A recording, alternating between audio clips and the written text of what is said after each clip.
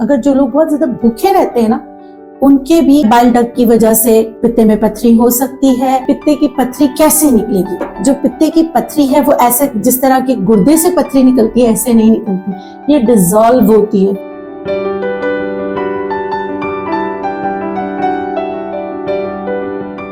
मैं हूँ naturopath and homeopath doctor Bilkis. पुराने जमाने में कहा जाता था फेयर, 40, फैटी, फर्टाइल फीमेल यानी 5F तो पित्ते में पथरी जरूर होगी। मगर साइंस ने और तरक्की की तो पता चला भाई अगर जो लोग बहुत ज्यादा भूखे रहते हैं ना, उनके भी बाइल डक्ट की वजह से पित्ते में पथरी हो सकती है। कोलेस्ट्रॉल अगर हाई है, ट्राइग्लिसराइड हाई है तो भी पित्ते में पथरी हो सकती है। बहुत सारे वजूहात है, फैटी लीवर है तो पित्ते में पथरी हो सकती है, शुगर की वजह से भी पित्ते में पथरी हो सकती है। वजूहात कोई भी हो, अगर आप लर्निंग लेबोरेटरीज की L112 का इस्तेमाल करेंगे तो यकीन करें कि पित्ते की पथरी से आप निजात पाएंगे।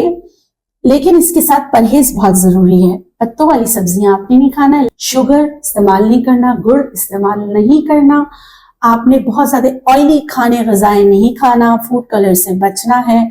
तो इंशाल्लाह लर्निंग लेबोरेटरीज पाकिस्तान की L112 का इस्तेमाल किया जाए तो आप यकीन करें मेरी प्रैक्टिस में है कि बहुत सारे लोगों ने पित्ते की पथरी से निजात हासिल किया है।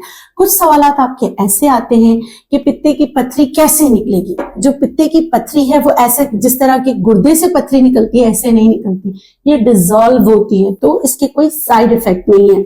अगर एहतियात, इलाज, परहेज के साथ किया जाए तो आपके पित्ते की पथरी से निजात हासिल कर सकते हैं विदाउट ऑपरेशन।